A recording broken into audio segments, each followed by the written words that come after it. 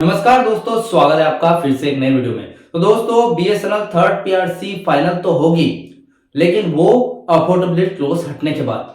लेकिन pension revision अगर final करने की बात करें तो 30 मार्च कोर्ट केस की बात सामने आती है। ठीक है, यानी कि 30 मार्च कोर्ट केस में जो सुनवाई होने वाली है, लास्ट अंतिम सुनवाई, उसमें सरकार और जो डॉट ऑब्जर्व पेंशनर्स उनके बीच में केस चल रहा है। यहाँ पर बात आती है कि देखिए, दोनों में से एक के पक्ष में तो फैसला जाएगा। अगर पेंशनर्स के पक्ष में फैसला गया, जैसे कि सरकार ने पेंशनर्स के पक्ष में अगर फैसला सुनाया, तो बस क्या होगा, यहाँ पर 7 सीपीसी के अनुसार सबसे पहले तो पे रिवीजन से पेंशन रिवीजन डीलिंग हो जाएगा। ठीक है, बिल्कुल कोर्ट के आदेशानुसार। ठीक है, उसके बाद 7 सीपीसी के अनुसार आपका जो पेंशन है वो रिवाइज होगा 2.57 फिटमेंट फैक्टर पे। ठीक है, जो कि केंद्रीय कर्मचारियों का हुआ था 2016 में, उसी के अनुसार आपका भी रिवाइज हो जाएगा।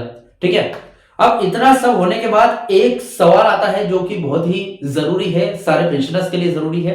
देखिए, आप पे रिवीजन से अलग हो गए, कोई दिक्कत वाली बात नहीं है। आप पे रिवीजन से अलग हो गए, यानी कि आपकी डीलिंकिंग हो गई। ठीक है, बहुत ही अच्छा हुआ, क्योंकि आपको पे रिवीजन का बार बार हर 10 साल में वेट नहीं करना पड़ेगा, किसी कंपनी के घाटे और लॉस की वजह से इंतजार नहीं करना पड़ेगा। ये बहुत अच्छी बात है कि आपने डीलिंकिंग कर ली। ठीक है, लेकिन डीलिंकिंग की वजह से एक सबसे बड़ा आपका नुकसान होने वाला है एरियर का। ठीक है, यानी कि 2017 से जो थर्ड पीआरसी 2026 तक लगातार पेंडिंग में है, एक चीज की वजह से, अफोर्डेबिलिटी क्लॉज की वजह से, और उसी की वजह से एक चीज और पेंडिंग है जो कि एरियर है। ठीक है, पे रिवीजन पेंडिंग है और पेंशन रिवीजन के साथ यहां पर एरियर भी पेंडिंग है, जो कि 9 साल का पिछला बकाया है आपका, जो कि लाखों में हो सकता है हर एक कर्मचारी का। ठीक है, मतलब हर एक कर्मचारी को 8 से 10 लाख रुपए मिलेंगे, 10 से 20 लाख रुपए का फायदा देखने को मिलेगा। उसके बाद हर एक पेंशनर्स को 8 से 10 लाख रुपए तो मिलेंगे उसके अंतर का। ठीक है, आपकी बेसिक पेंशन और नई बढ़ी हुई बेसिक पेंशन के बीच का एरियर, जो कि 9 साल का बनता है, और अभी ये 10वां साल चल रहा है। ठीक है, ये अगर डीलिंकिंग के बाद छूट गया तो क्या होगा, आपको बहुत बड़ा लॉस हो जाएगा। ठीक है, तो देखा जाए तो आज इस वीडियो में यही बताने वाला हूं कि डीलिंकिंग के बाद आपको जो 9 साल का एरियर है, जो बकाया है, वो मिलेगा या नहीं। ठीक है, क्या करेगी सरकार, अगर मिलेगा तो क्या नॉशनल फिक्सेशन करेगी या फिर क्या करेगी, सारी जानकारी विद डिटेल तरीके से आज इस वीडियो में आपको बताने वाला हूं। ठीक है, तो चैनल पर नए हो तो सब्सक्राइब करें। मेरा नाम है सुनील विश्वकर्मा। जानकारी यूजफुल लगे तो एक लाइक करके जरूर जाना। चलिए दोस्तों, बढ़ाते हैं वीडियो को आगे। तो दोस्तों देखिए, यहाँ पर भले डीलिंकिंग हो जाए, लेकिन समस्या कभी खत्म नहीं होती। अभी एक समस्या का हल करोगे तो दूसरी फंस जाएगी। दूसरा पेज कहां पर फंस रहा है, एरियर पर, जो कि 9 साल का बकाया है, और वो आपको मिलना बहुत जरूरी है। ठीक है, 30 मार्च की कोर्ट की सुनवाई बीएसएनएल पेंशनर्स के लिए एक आर पार की लड़ाई जैसी है।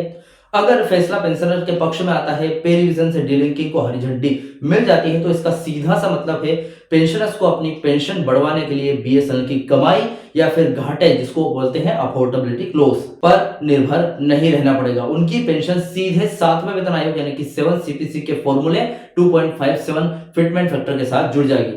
लेकिन सवाल वही है, 9 साल के एरियर का क्या होगा। चलिए ये देखते हैं, एरियर मिलेगा या फिर नॉशनल फिक्स होगा। ठीक है, यह पूरी तरीके से कोर्ट के आदेश के वर्बियस यानी भाषा पर निर्भर करेगा। ठीक है, आमतौर पर इस तरह के मामलों में 3 संभावनाएं बनती है। अब यहाँ पर 3 हो सकते हैं, 3 तरीकों से पेंशन रिवाइज होगी आपकी। ठीक है, यहाँ पर कोर्ट के फैसले 3 दिशाओं में जाएंगे। जैसे कि अगर कोर्ट ये कहता है कि पेंशनर्स का हक 1 जनवरी 2017 से ही बनता था और सरकार ने इसे बेवजह रोका, तो कोर्ट फुल एरियर का आदेश दे सकता है, यानी कि 2017 से लेकर 2026 तक का फुल एरियर आपको मिलेगा। ऐसी स्थिति में 2017 से लेकर अब तक का पूरा बकाया, यानी कि 9 साल का अंतर एक मुश्त या फिर किस्तों में दिया जाएगा। ठीक है, यानी कि अगर इफेक्टिव डेट 2017 है, आप 2017 से ही पे रिवीजन करोगे, और पेंशन रिवाइज भी की जो इफेक्टिव डेट भी 2017 ही होनी चाहिए। ऐसा अगर कोर्ट कह देता है 30 मार्च की सुनवाई में, तो भाई साहब आपका एरियर भी उसी तारीख से बनेगा, और उसको सरकार अगर देती है तो या तो नॉशनल फिक्स करेगी या फिर उसको यहां पर किस्तों में बांटेगी। ठीक है, दूसरी संभावना यह बनती है कि नॉशनल फिक्सेशन। सरकार अक्सर कोर्ट में यह दलील देती है कि खजाने पर बहुत ज्यादा बोझ नहीं पड़ेगा। ठीक है, देखिए सरकार अक्सर कोर्ट में क्या दलील देती है कि खजाने पर बहुत ज्यादा बोझ पड़ेगा, यानी कि 9 साल का एक मुफ्त एरियर अगर आपको मिला तो सरकारी खजाना एक हिसाब से देखा जाए तो बहुत एकदम से ज्यादा बोझ पड़ेगा उस पर। ठीक है, अगर कोर्ट इसे मान लेता है, यानी कि सरकार की दलीलों को मान लेता है, तो वह कह सकता है कि पेंशन को 2017 से नॉशनल तौर पर फिक्स किया जाए।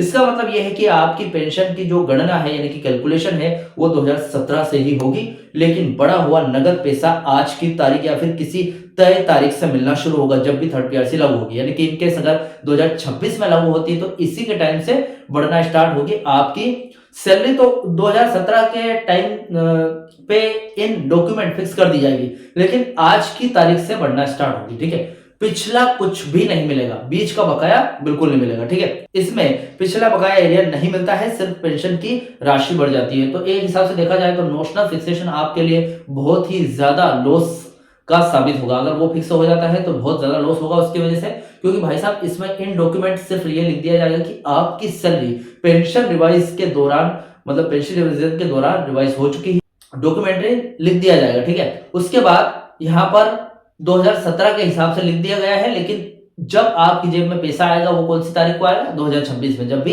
ये जो थर्ड पीआरसी लागू हुई है उस टाइम की बात है वर्तमान में। ठीक है, अब एक और संभावना बनती है जो कि लास्ट है, तीसरी संभावना, कोर्ट एक बीच का रास्ता निकाल सकता है कि पिछले 9 साल का एरियर न देकर पिछले 2 या 3 साल का एरियर दिया जाए। ठीक है, मतलब देखिए अगर कोर्ट आपके पक्ष में है, पूरी तरीके से आपके पक्ष में है, तो सरकार एक बार और अपील करेगा कोर्ट से कि हम एक काम करते हैं सर कि हमारे सरकारी खजाने पर बहुत ज्यादा बोझ पड़ रहा है, इसलिए एक काम करते हैं 9 साल का एरियर ना देकर पिछले 2 से 3 साल का एरियर दे दें। इससे क्या है, पेंशनर्स को भी राहत हो जाएगी क्योंकि 2 से 3 साल का उनको एरियर मिल जाएगा और सरकारी खजाने पर इससे इसका बोझ भी नहीं पड़ेगा, और हो सकता है इस दलील को कोर्ट मान भी ले। ठीक है, तो ये 3 संभावना बन सकती है कि कोर्ट में यहाँ पर जो भी एरियर मिलेगा या नहीं इस पर। ठीक है, अभी आपको एरियर मिलेगा या नहीं उसके पहले एक बात जरूर क्लियर करें कि क्या 9 साल का बकाया बाकी है, 9 साल का बकाया आपके लिए बनता भी है या नहीं। देखिए सबसे पहले तो तकनीकी रूप से 1 जनवरी 2017 से ही तीसरा पे रिवीजन दे था। ठीक है, शुरू से ही जब देना ही था तो 1/2017 यानी कि 1 जनवरी 2017 से ही दे देते। ठीक है, तो वही इफेक्टिव डेट रहेगी, क्योंकि केंद्रीय कर्मचारियों को 7वां वेतन आयोग 7 CPC 2016 से मिल चुका है, इसलिए अगर डिलिंकिंग होती है तो पेंशनर्स का हक 2017 की शुरुआत से ही बनता है। ठीक है, 2017 से 2026 तक का जो गैप है वह शुद्ध रूप से बकाया की श्रेणी में आता है। तो मतलब इस जानकारी का मतलब यह है कि भाई साहब आपको एरियर मिलेगा, और वो भी 2017 से इफेक्टिव डेट है, तो 2017 से लेके 2026 का एरियर भी मिलेगा, और 2017 की इफेक्टिव डेट के अनुसार ही आपकी पेंशन रिवाइज की जाएगी 7 CPC के 2.57 फिटमेंट फैक्टर के आधार पर। फिटमेंट फैक्टर और 7 CPC का जो आधार है, आधार वही रहेगा 7 CPC का जो कि केंद्रीय कर्मचारियों का था, लेकिन इफेक्टिव डेट 2017 है तो 1 साल की गैप के बाद होगा। ठीक है, अभी पेंशन और सैलरी के अंतर की अगर बात करूं, एकदम गहराई से समझेंगे। सैलरी की बात करूं, कार्यरत कर्मचारियों के लिए, जो वर्किंग एम्प्लॉइज है उनके लिए अफोर्डेबिलिटी क्लोज कंपनी का जो मुनाफा आड़े आता है, इसलिए उनका मामला भी फंसा हुआ है। अगर पेंशनर्स की बात करूं तो पेंशन सरकार के समेकित कोष यानी कि कंसोलिडेटेड फंड ऑफ इंडिया से दी जाती है। अगर डीलिंकिंग हुई तो पेंशनर्स को वही फायदा मिलेगा जो केंद्र सरकार के रिटायर कर्मचारियों को मिलता है। ठीक है, तो ये एक अच्छी बात है, क्योंकि आपका जो पैसा है, आपको जो पेंशन है वो कंसोलिडेटेड फंड ऑफ इंडिया यानी कि डोट से आती है, भारत सरकार के पास से आती है। ठीक है, तो आपकी जो अगर डिलिंकिंग होती है तो आपको बहुत फायदा मिलने वाला है। ठीक है, क्योंकि केंद्र सरकार के जो कर्मचारी है, जो पेंशनर्स है, उन्हीं के समान आपको यहाँ पर मिलेगा। इसमें कंपनी की आर्थिक हालत का बहाना नहीं बनाया जाएगा। ठीक है, कुल मिलाकर बात यह आती है कि फिलहाल 30 मार्च को अगर फैसला पेंशनर्स के पक्ष में आता है तो पेंशन तो निश्चित रूप से बढ़ जाएगी, लेकिन 9 साल का एरियर भी मिलेगा या फिर नॉशनल कर दिया जाएगा। यह कोर्ट के विवेक पर निर्भर है। ठीक है, यानी कि कोर्ट जो फैसला करेगी उस पर निर्भर है। अगर यहाँ पर जो सरकार है वो अपनी दलीलें पेश करके इसको नॉशनल फिक्स करती है या फिर वो कहती है कि 2 से 3 साल का दे देते हैं, तो हो सकता है कि थोड़ी सी फेरबदल हो सकती है। लेकिन सरकार अगर आपके पक्ष में है तो 100% कोर्ट आपके पक्ष में है तो बहुत फायदा हो सकता है। अतीत में ऐसे कई मामले देखे गए हैं कि कोर्ट पेंशनर्स की उम्र और लंबे इंतजार को देखते हुए कम से कम आंशिक एरियर यानी कि पार्टिकुलर एरियर्स का आदेश जरूर देता है। 100% हम इस बात को सटीक तभी तय करेंगे जब जज साहब के हस्ताक्षर वाला फाइनल ऑर्डर कॉपी बाहर आएगी। ठीक है, फिलहाल हम ये संभावित तरीके से बोल सकते हैं कि ऐसा कर सकती है सरकार। ठीक है, फिलहाल ये अपडेट थी क्योंकि आपको एरियर मिलेगा या नहीं ये जानना बहुत जरूरी था। ठीक है, क्योंकि आपकी पेंशन रिवाइज तो 7 सीपीसी के अनुसार हो जाएगी, लेकिन एरियर बहुत जरूरी भाई साहब, क्योंकि एरियर आज के टाइम पे आपकी जो महंगाई चल रही है, यानी कि मार्केट में जो महंगाई चल रही है उससे लड़ने के लिए आपका जो एरियर है वही काम में आएगा। भले 9 साल से थर्ड पेयर से लागू नहीं हुई और आपका पेंशन रिवाइज भी नहीं हुआ, लेकिन यहाँ पर फायदा ये हो जाएगा कि चलो 9 साल के बाद आपको उसका एरियर मिल गया, ठीक है। तो एरियर मिलना बहुत जरूरी है। फिलहाल यह अपडेट थी एरियर के बारे में। इस अपडेट से रिलेटेड आपके जो भी डाउट क्वेश्चन वगैरह हो तो मुझे कमेंट बॉक्स में कमेंट कर सकते हैं। वीडियो अच्छा लगा तो वीडियो को लाइक कमेंट से जरूर करें। मिलते हैं दोस्तों नेक्स्ट वीडियो में। सी यू सून।